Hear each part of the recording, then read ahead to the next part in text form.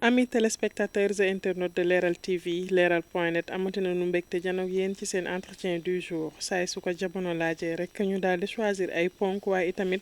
dalal fii invité boo xam ni dinañ ci mën a waxtaanee ci yooyu les points ñu daal di choisir tey nag ñu daal di janoog kii di Mourtalla Seck di coordonnateur général du collectif Ñoo Lank fare ci société civile bi ñu war a waxtaanee ci élection législative yi ñu génn wala sax yi ñu jëm waaye itamit ci 13e législature bi nga xamante ni moom mooy nekk di waajal jeex ni ban bilan la ci am société civile bi ak yenn ci coalition yi nga xamante ni gis nañ ko waxtaane itamit forclos yenn liste yi waaye itamit ci parrainage yi nga xamante ni génn nañ ko waxtaane itamit Konakok ak Cheikh Omar Diagne mi nga xamante ni boobu ba tey ñu ngi ko teg loxo ñoom jéego yi nga xamante ni def nañu ko jeexale li nga xamante ni moo di tolluwaayu réew mi ginnaaw bi ñu leen nuyoo dañ koy nuyu moom suñu invité bàyyi ko bu nuyoog téléspectateurs yi monsieur Seck. bon salaamaaleykum d'abord Aram maa ngi lay nuyu yow di nuyu Sénégal di nuyu képp koo xamante ni yaa ngi teewlu jotaay bi di ñaan yàlla lépp luñ fi wax mu doon njëriñu askan wi ba Sénégal mën cee gis boppam. allahuma amin ñu nekk ci jamono ji nga xamante ni élection législative la ñu jëm ñu gis ti yéen seen ay taxawaay waaye nag damay dooree ci présentation bi nga nekk coordonnateur général lu Ñoo Lank tey ñu gis ni boobule collectif ginnaaw bi mu sosuwee ay at ci ginnaaw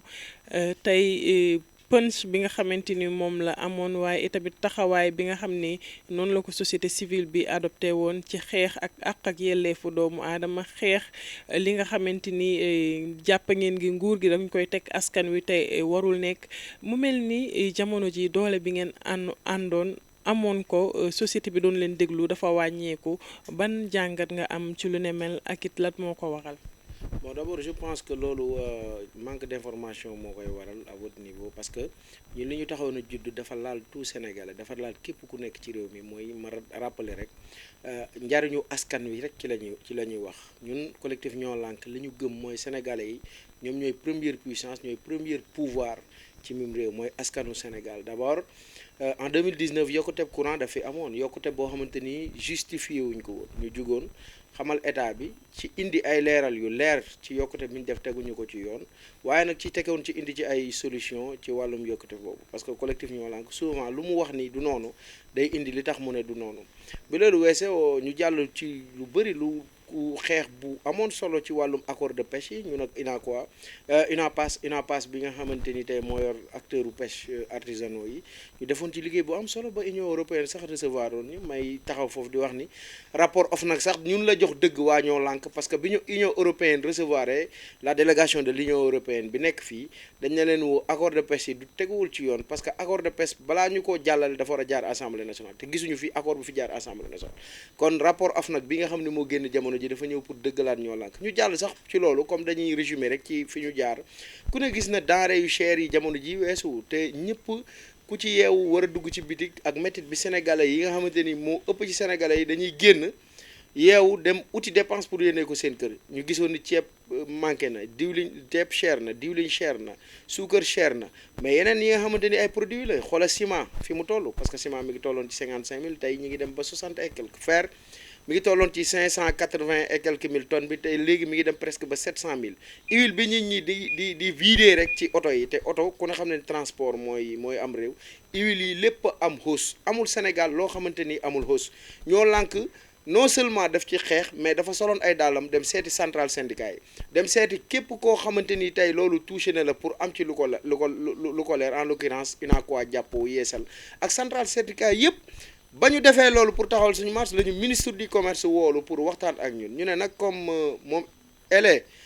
moom mooy ministre bi nga xam moo yor wàllu woowu ñun ñëpp la ñuy toogal comme ni ñu ko defee ñu nekk ak ci nguur gi ñu nekkatul ci nguur gi ñu dem toog moom waxtaan ak moom mais teewul suñu marché dañ ko tenir parce que dañ ko xamul rek les zones les plus reculées boo fa demee suukar jamono jooju amu fa wala prix yi muy jar ci même zone yi bokkul donc xeex yooyu yëpp collectif Ñoo Lank xeex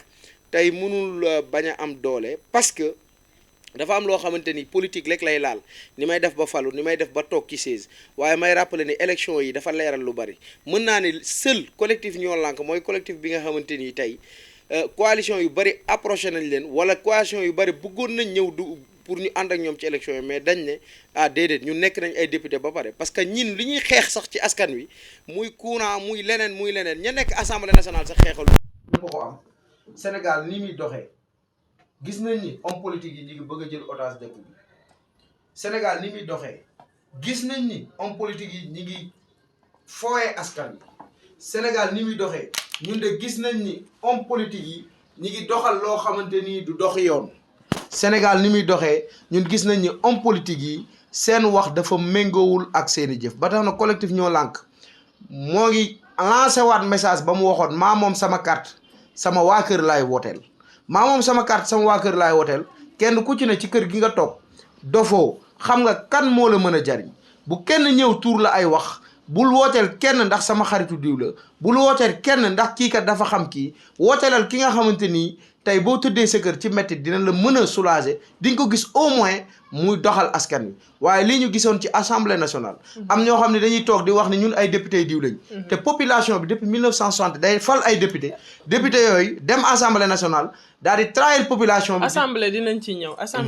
ñëw. damay bañ nga sorxo sama ay laaj loolu laay bañ man du ma nangu lool ndaxte léegi sama question bi da nga koo bluffé ma bàyyi la ci biir. ci population bi ni ñu leen accueillir woon. ci seen ay xeex ñu génn ak yéen mais bu nekkoon ni 10 personnes la léegi 3 ngeen di gis lan moo waral lu ne mel mais bon ñu waxtaan ci li nga xamante ni ba tey moo di ñoo lànk ndaxte bu ñu demee ba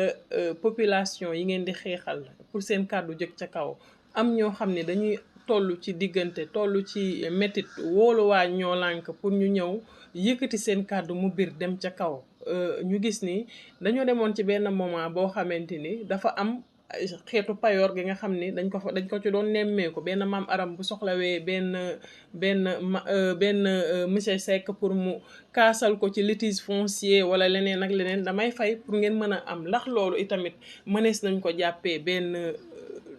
ko jàppee ndax liggéey la bu ngeen doon nekk di def ci ginnaaw. mais ñoo lànk musul xeex ci cas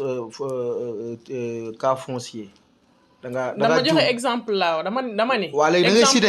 da ngay cité ñan nga yaakaar ni ñan lañ mës a woo ci cas litige foncier. dama joxe exemple. waxuma la ni carrément lii mais dama ni yéen da ngeen fi nekkee woon pour.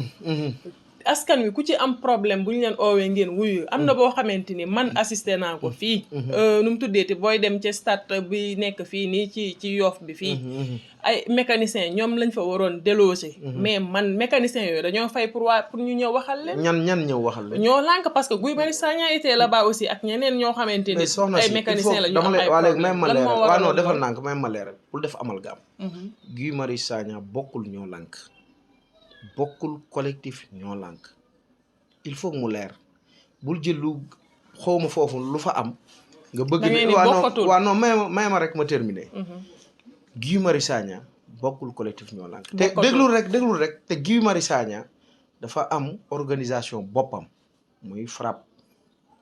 ci même bi muy bekk au sein de ñoo lànk bu daan dem ci yi mi daan dem di ko doxale te ñu gëm ni xeexal askan wi la daan dem ci turu organisation. d'accord kon pour mu leer benn primo secondo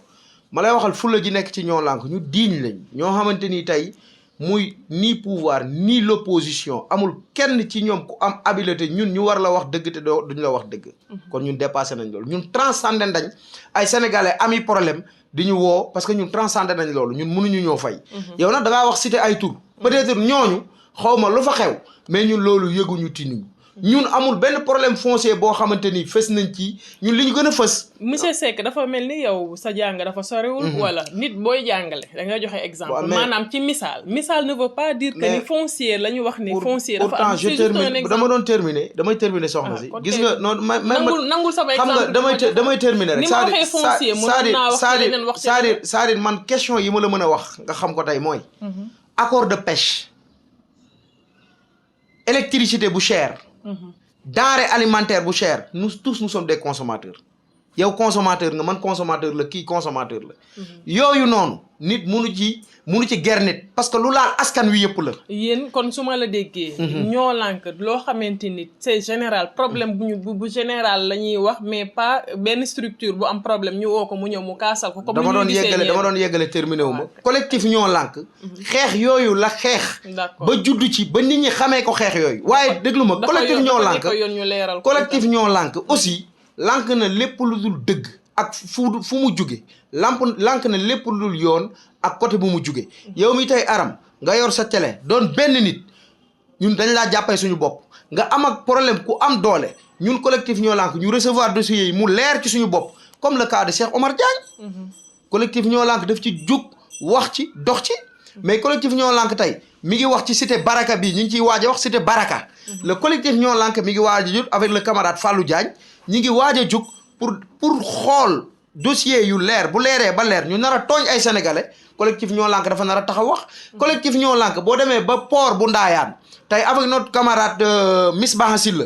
am nañ fa ay dossiers yoo xam dañ koy saytu bu demee ba leer dañoo fas yéenee dem foofu noonu parce que bëgguñu Sénégal tooñ beneen moroomu sénégalais ndax yow yaa ma ëpp doole loolu moom mooy collectif ñoo lànk mais li tax ma doon leeral sànq ça li nga wax phénomène boobu dañ koy dégg waaye dama laa bëgg a leeral ne ñun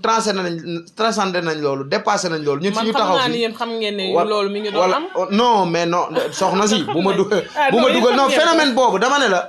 maa ngi koy dégg ñu ngi koy wax man musuma cee teg bët waaye en ce qui nous concerne ñun ñoo lànk suñu loxo ca kaw comme niñ doon waxee ne naan activistes yi ay politiciens lañ ba tey am ci côté yu mu leer am ñu dugg peut-être xamuñu lu tax ñoom ñu dugg mais ñun dañoo leeral suñu bopp dugguñu jegewuñ fa ñu taxawoon lañ taxaw te lañ doon wax ak démb ak bërki démb ku ko deful ci yoon opposition comme pouvoir niñ la ko doon waxee duñ ci changé benn ton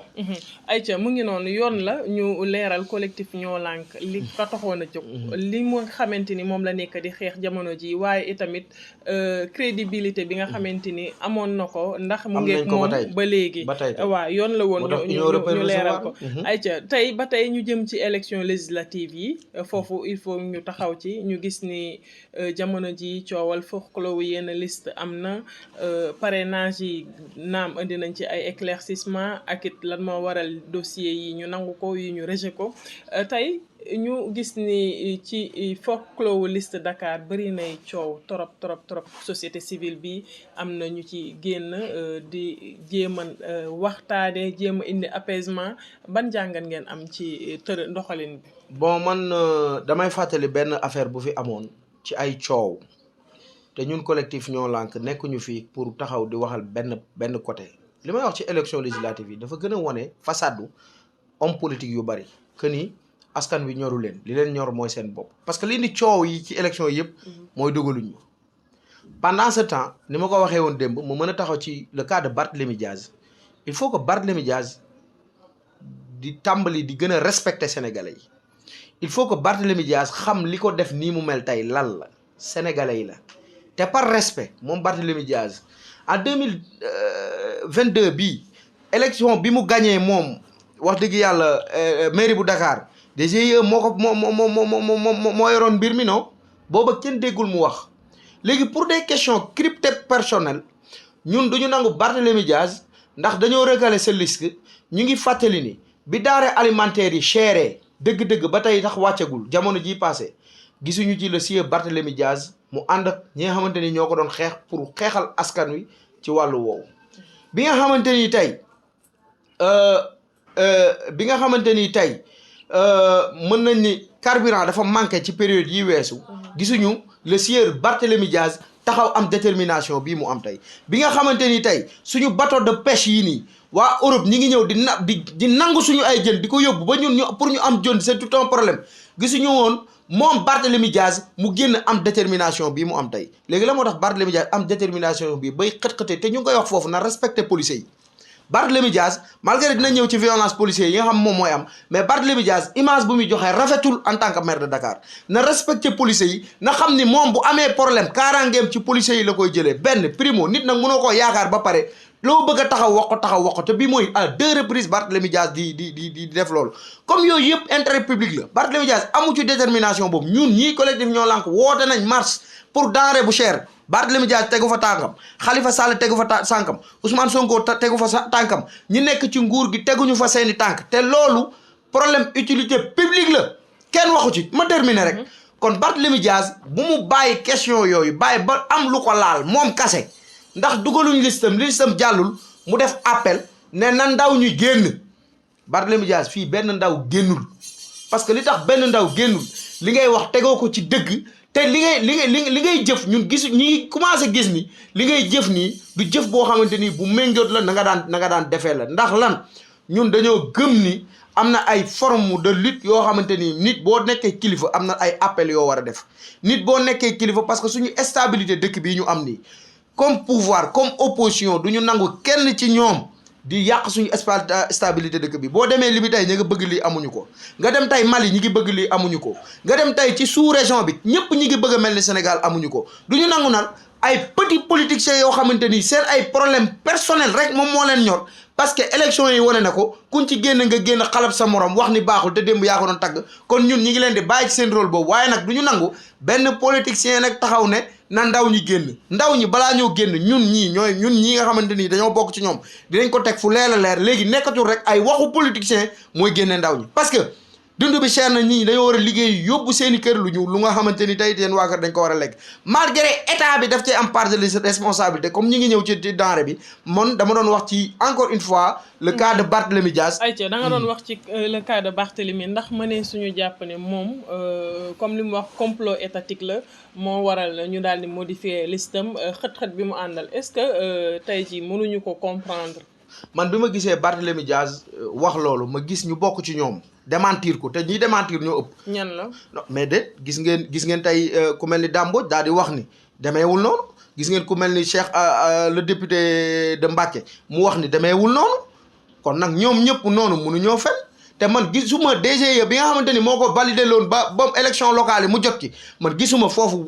changer liste dafa terre à terre ci man sama avis personnel donc comme ñoom politiciens yi ñooy wax dëgg ñii duñu wax dëgg ki fen wala ki ñàkk a wax dëgg mi ngi ci seen biir ñoom mais ñun li ñu ñor mooy taxaw ne askan wi génn ci à des fins crypto personnelles yoo xamante ne dañoo recalé sa liste nga ne na nit ñi génn ak fi réew mi toll ñun loolu dootuñu ko nangooti beneen bi ci topp man may def appel à tous les politiciens yi nga xamante ni ñoom ñoo yor coalition yi ngir bëgg a dem ensemble ci jour yi di ñëw le collectif Ñoo Lank dina génn def déclaration comme ni ñu defee woon charte de paix ci élection yi weesu dinañ fexe wax ak coalition bu nekk ndax bëggatuñu assemblée nationale depuis 1960 da ngay fal nit mu dem du nekkal askan wi mais bu demee danaan li ma sama parti wax laay wax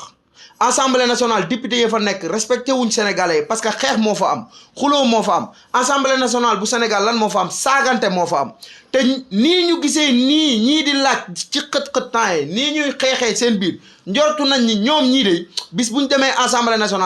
nationale bu mouvé bii jàll yaakaar naa ñii di dem bu ñu deful ñun ndànk tuuti wala ñu am taxawaay bi ñu taxawaay ñoom dinañ dem te bu ñu demee seeni ay yittey bopp rek ñoo fa nekk waaye yittey askan nekkul leen fa ngir ñun jàpp nañ yittey askan wi bu taxee rek député yi jóg dafa am ay question yoo xamante ni dafa toucher tous les sénégalais rawatina ñun ak Europe mais soxna si tey xoolal sénégalais yii di dem di uti visa nit ñi daj pour am visa te boo joxee sa caution duñ la ko delloo may wax ak ambassade bu France may wax ak ambassade yi nga xamante ni ñoom ñoo nekk fii te basé wu ci suñu dëkk bi ñoom bu ñu bëggee ñëw Sénégal dafa yomb lool ci ñoom waaye sénégalais yi bu ñu bëggee dem ci ñoom lu ne la ñuy daj teg ci xaalis ba ñuy récupérer ci yow duñ la ko delloo loolu dañ ne soxna si dafa war a dakk leneen li ci toll stop mooy suñu géej gii nga xamante ni tey pour nga am jën bu baax c'est tout un problème pendant ce temps ay bateau yoo xamante ni bateau de pêche yi nekk ci géej gi kenn xamul nu mu toll ñi ngi napp suñu jën di ko yóbbu Europe di ko jaay ñun mënuñoo am jët soxna si boo xoolee suukar fii mu toll ngir sénégalais yi Mimran gii nga dem fii muy Saint-Louis sénégalais bi mën nañu suukar ci sous région bi la gën a yombee Sénégal soxna si xoolal ma tey saaku ceeb xoolal ma tey gurtu diwlin tey mi ngi waaj a yegg ci 30 000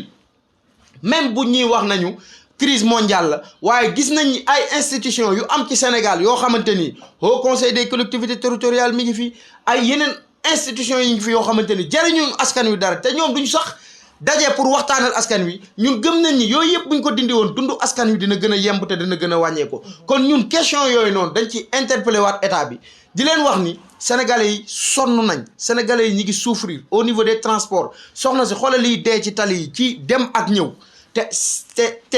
te nguur gi jëlu ci matuwaay yim ci war a jël soxna si xoolal suñu hôpitaux yi ci xew te nguur gi jëlu ci matuwaay yim ci war a jël kon ñun collectif Ñoo Lank bi ñu gisee problème yooyu yëpp dajaloo ci askan wi ñun askan wi la ñu am askan wi la ñuy waxal dañ ne yéen askanu Sénégal ñi ngi leen di ñaan yéen a moom seen i carte wooteel leen seen i waa kër wooteel leen li nga xamante ni tey seeni kër bis bu ëllëgee doone lii su ma yëgoon te du ma ko wooteel bu leen mës a wooteel nit ndax benn junni wala bu leen mës a wooteel nit ndax wax ju neex parce que ngorowoo lañ mën parce que kuñ ci takk dañ lay fàtte donc ñu ngi encore une fois di waxaat ak askanu Sénégal ne leen élection yii di ñëw élection yu am solo la nañu xool ki leen doy te gën ci askan wi ñu daal di koy fal te bañ a xool koo xamante ni baaxul ci askanu Sénégal.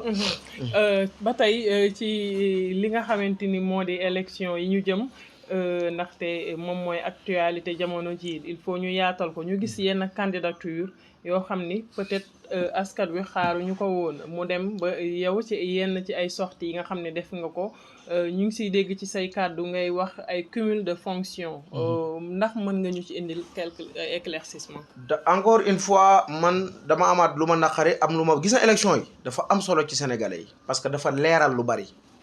dafa amoon ñoo xam ñun dañoo àndoon ak ñun parce que man mën naa wax sama baat ci kaw Ousmane Sonko dafa bokk collectif ñoo lànk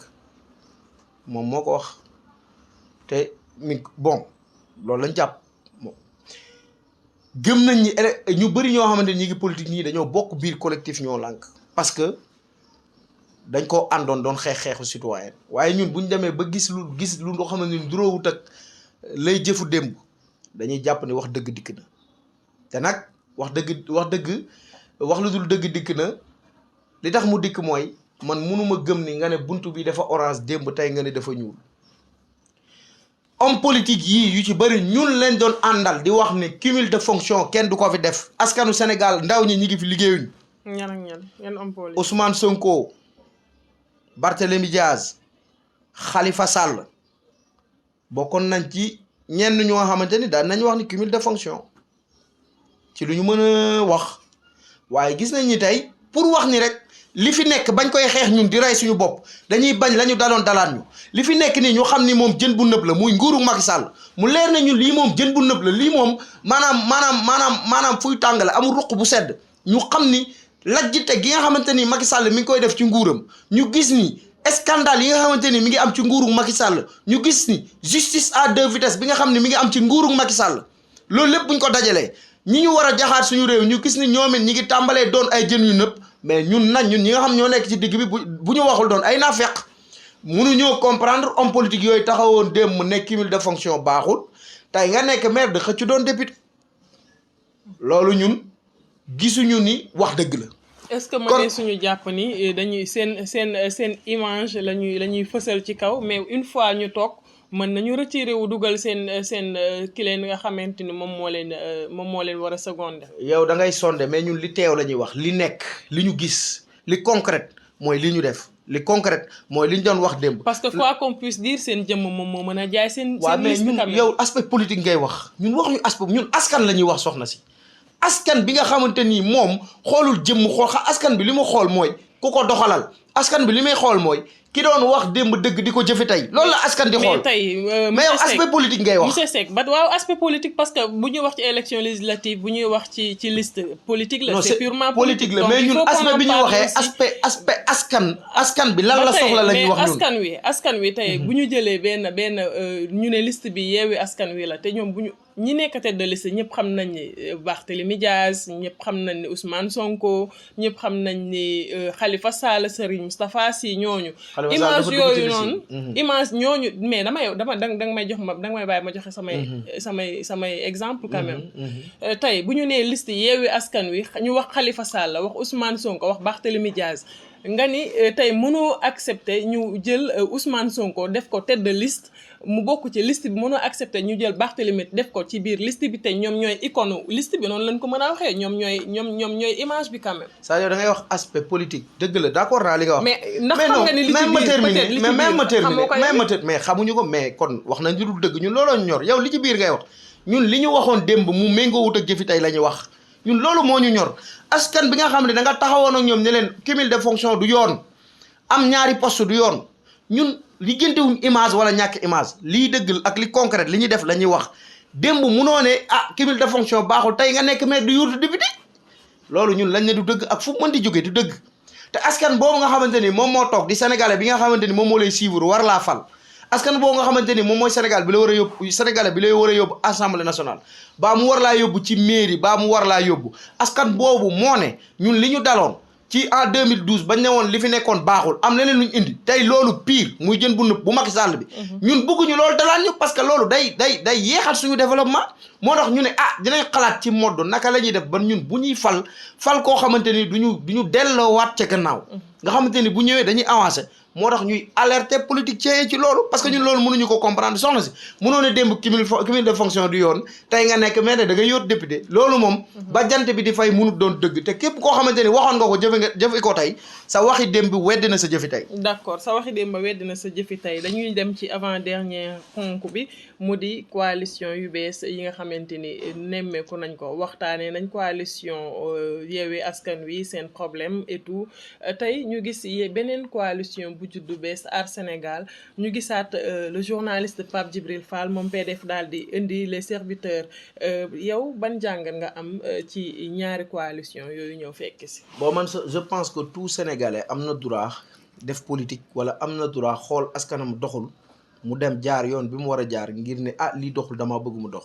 Sénégalais yëpp am nañ droit boobu te loolu sax dafay permettre mu am diversion boo xamante ni peut-être mbir bu ku nekk indee xelam ci lay gënee. man gëm naa loolu ñun dañ koy rafetlu mënuñu def lu dul di koy rafetlu ñun xam nga lu ñu mënta rafetlu soxna si ndax askan wi ñun li ñu mënta rafetlu mooy yëkkati ndaw ñi ci fitna parce que ñun dañoo am suñu rôle c'est-à-dire apaisement bii am ci mim réew que ce soit du part du pouvoir ou de l'opposition apaisement boobu ci lañ mën a defee élection ci nga mën a ñëwee tey jël ma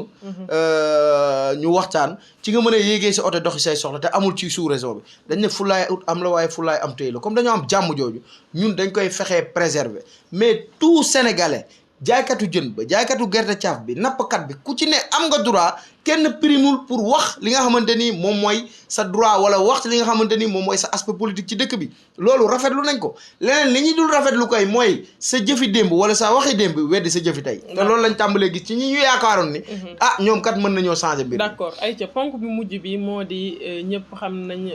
professeur Cheikh Omar Diagne taxawaayam ci Sénégal waaye itamit ngeen bokkoon di xeex lu bare ci wàllum jikko wàllum criminalisation d'homosexualité yeneen ak yeneen tey caabi féetu ko ginnaaw yéen taxawaay ngeen ci nekk di amal. donc pour l'affaire Cheikh Omar Diagne mënuma avancer te naqarluwuma li xew démb marche bi ñu doon def démb Colicot te ma gis comportement policier yi mu doon comportement boo xamante ni c'est irresponsable du ma ne policier yëpp mais ñenn ci ñoom. parce que ku ne gis ne image yi am nañu seen bopp toj am na ñoo xam ñi ngi xëcc seen njeej ñuy yuuxu man rek la ma fekkee ci commissariat ba démb avec le camarade de El Hadj Mar Diagne Fallou dama am lu ma naqari parce que ñun fi ñu toll nii man gëm naa ni policiers yi suñu ay lempo ñoo leen di fay pour ñu mën a dundal seeni njaboot dundal googu pour lan la en revanche ñoom ñoo ñu war a delloo suñu sécurité ak respect ñoom suñu ay sécurité la ñu war a préserver ak respect ci ñun parce que ku la yoreel sa dund yow it war nga koo mën a yoreel sécurité am war nga koo mën a préserver jàmm ak salaamam waaye par respect waaye ci mbir munoo rafetlu fenn yoon c'est que muus sax ngay romb ci tali bi muy naar a gaañu nga daal di koy yëkkati teg ko ci wet asamaang nag di téye ay sénégalais di leen jëf-jëf joo xamante ni ñaaw na ñun nag ci côté boobu collectif Ñoo Lànk dina xool lan la ko yoon may pour mu jéem a xool naka la problème boobu di évacuer wu parce que y a trop de bavure policière rawatina nag ci ñun ñi nga xamante ni chaque jour ay ñu am ak loolu policier te du mujj fenn donc loolu dañ koy naqartu comportement yenn policiers yi démb ci ñi ñu def ak ci yenn ci suñ camarades yi di waxaat ne Cheikh Omar Diagne Macky Sall gouvernement bu Macky Sall da koo kidnappé gouvernement bu Macky Sall da koo séquestré justice bu Macky Sall man damaa jàpp ne da ko séquestré ndax li tax mooy man munuma gis Madiambal Diagne bërki démb ñu jugé ko condamné ko 3 mois te tëddul mi ngi doxi soxlaam Gabriel Kane ñu jugé ko condamné ko li nga ko condamné ko tëddul mi ngi doxi soxlaam kii jugé gooko condamné gooko nga daal di koy jàpp tëj te maanaam jugé gooko nga jàpp ko tëj ñun nag forme boobu rek mais xoolal xale bi nekk Ndar ak mooy El Salvador bi nga xamante ni moom lañ arrêté Ndar jàpp ko tëj am na benn xale bu nekkoon fii Wakaam di wax ci terrain yi nga xamante ni aéroport bi dañ ko fa joxe ak le président Macky Sall nga xamante ni ay mago yu rek moo fa am ci diggante domaine ak caisse de dépôt de consignation mu waxoon ko ñu jàpp ko tëj ci suñu yaakaar ñun jàpp nañ ni et gëm nañ ni loolu dafa war a dakk ci tëj yooyu tëj arbitraire yooyu ñuy tëj yenn sénégalais yi ba pare bàyyi ñi ñu war a tëj ñuy doxi seen soxla loolu mooy créer violence ci dëkk bi loolu mooy indi fitna ci dëkk bi nit kat boo ko jàppee war nga ko woon a wax te diffamation ñaat ban kañ lañ ci gëj a arrêté nit peut-être nag loolu daf ñuy taxawloo ñu seetlu ni lii di góor jigéen dafa am doole ci àdduna bi lii di góor jigéen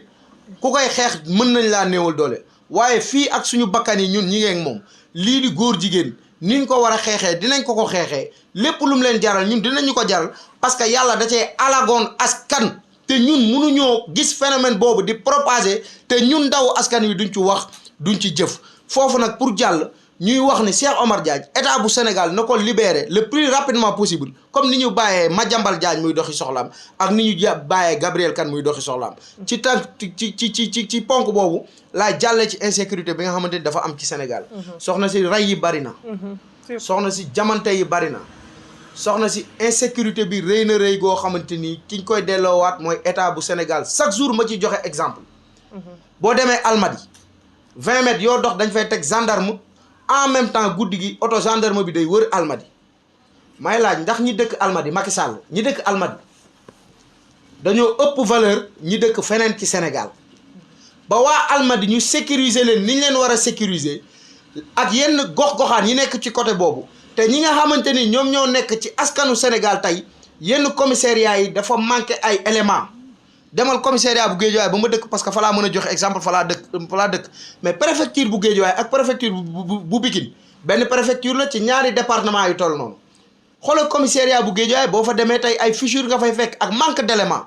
ay jàmbaar lañ commissariat bu Wakhinane Nimzatt Yeumbeul Malika bépp boo ci dem tey man gëm naa ni manque d'élément dafa am parce que population bu foofu dafa ëpp doole sax mën naa ni loolu kon ñi ngi waxaat état bu Sénégal ak le ministre de l'intérieur mu bàyyi politique bi te jublu ci sécurité sénégalais yi dee yi bari na te ñoom ñoo yor suñu sécurité mais nag may waxaat ak askan wi ci ñaari aspect dund gu cher gi ak insécurité ndaw ñi ku jóg yaa ngi yor paaka ndaw ñi ku jóg yaa ngi yor jaasi ndaw ñi ku jóg yaa ngi ne yaa ngi fajal sa bopp loolu li koy waral ndaw bu amul xëy état bi moo joxul ndaw ñi xëy moo tax ndaw bu amul xëy am temps am kattan kooku ci insécurité rek lay mën a jublu ñi ngi delloosiwaat xelu ndaw ñi di leen wax ni insécurité ñun ndaw ñi ñoo ko mën a régler suñu bopp am na ci loo xamante ni ñun war nañ koo mën a maanaam waxtaane suñu biir ba insécurité boobu wàññeeku ñu ñëwaat ci denrée yi dund gi mi ngi seer te collectif ñoo lànk seetlu na ni prix yi mi ngi flambé di jug gannaaw ba ñu waxee état bu Sénégal lañ ko ci wax ñu xam ne à 80% responsabilité moom la mais dañuy wax ak askan bu Sénégal nag ne leen yéen Sénégalais yi yéen a mën a valoriser seen bopp ñun ñoo mën a valoriser suñu bopp ñun ñoo mën a dellu ci li nga xamante ni mooy consommation locale parce que Sénégalais dañ lay tegal ceeb bu jugee bitim réew tegal la sa ceebu réew nga wàcc fa sa ceebu réew ne da ngay dem jëndi sa ceeb bu jugee bitim réew donte bu dee da nga koy wëri dañ lay tegal sa diwliñu réew nga wàcc fa sa diwliñu réew dem uti diwliñu beneen réew dañ lay tegal sa suukaru réew nga wàcc fa sa suukaru réew dem uti suukaru beneen réew loolu lañ ne ñun fii ak organiser wu suñu biir ba yor suñu dund bopp ñun autosuffisance parce que ka lay jox diwliñ heure bu ko neexee yokk ko heure bu ko neexee wàññi ko te doo ci mën dara loolu aussi dama koy bàyyiloo xel sénégalais di wax Sonacos bi nga xamante ni moom moo yor diwliñ bi man de Sonacos gisaguma rôle bu mu def ci wàllu diwliñ bi te nee na diwliñ day manqué Modou Diagne Fada bi nga xam ne moom moo yor Sonacos ñun ñu ngi koy interpeller ci diwliñ bii nga xamante ni manqué na xeetu manqué boo xamante ni te gisaguñu benn commerçant boo xamante ni tey Sonacos mi ngi def ni mu war a def ak yow boo xamante ni sénégalais nga ngir diwliñ bi mën a tasaat ci askan wi ñuy wax ak grossistes yi ñi nga xamante ni dañuy jënd ci lu yomb bu état subventionné ñu jënd ko denc bu affaire bi jeexee ñu yokkaat prix yi loolu manque de patriotisme la kon comme responsabilité partagée la sénégalais yi nañ jéem a xoolaat ni ñu dolluwaatee ci consommation locale te xam ni adduna bi balaa ngaa autonome il faut que yow nga dundee bay il faut que yow nga li ngay dundee nga jëlee ko ci sa réew loolu moom lay mooy autonomie mais mënuñu toog di xaar Europe tamit di xaar ceebu Europe di xaar diwliñu Europe di xaar li nga xamante ni moom mooy suukaru Europe te loolu lépp ñun ñu mën a xool naka lañ koy régler beneen bi mooy ñun Sénégal ñun ñoo mën a régler suñu problème tey chaque jour ma joxe exemple boobu dañuy defar égo ci koñ ngir mu jàllale ndoxu ordure yi nga gis sénégalais bu ñëw sàcc kubéer bi di ca tuur mbalit bu fottee koñ ba daal di sotti waat ndox ñu ne ah te fekk boobu sénégalais yi ñoom ñoo teg problème boobu. kon ñu ngi woowaat sénégalais yi à plus de retenue à plus de d'acte citoyen à plus de patriotisme ngir suñu réew ñun rek ñoo ko mën a doxal. collectif Ñoo Lank ñi ngi joxe ci fan yu néew. dinañ jàkkaarloog presse bi ngir wax ak problème yi nga xam ne moom moo am. ngir wax aussi ci wàllum denrée bi. ngir wax aussi élection législative yi ñu jëm. ñun ban taxawaay lañ ci bañ a am ba législature bii weesu. duñ amaat député yu mel noonu. ayca mu ngi noonu ami téléspectateur li moo nekkoon suñu entretien du jour ñu dalaloon ci ki nga xamante ni moo di Mourtalla Seck di coordonnateur général mouvement bi di Ñoo Lank waxtaanee nañ ci élection législative yi société civile bi taxawaay bi nga xamante ni am nañ ko ñenn ñi nga xam ne dañoo daal di dem bokk ci langum politique bi waaye itamit waxtaanee folklore liste Yewwi Askan Wi mu joxe point de vue bi nga xamante ni am na ko ci taxawaay bi Barthélemy daal di amoon waaye nag ñu jeexalee ko ak insécurité affaire bi nga xamante ni moom moo léegi Omar Diagne ak yoon amis téléspectateurs li nag moo nekkoon suñu entretien du jour ñu leen di jox dig daje beneen yoon beneen invité ak ci yeneeni ponk jërë ngeen jëf ci teewlu bi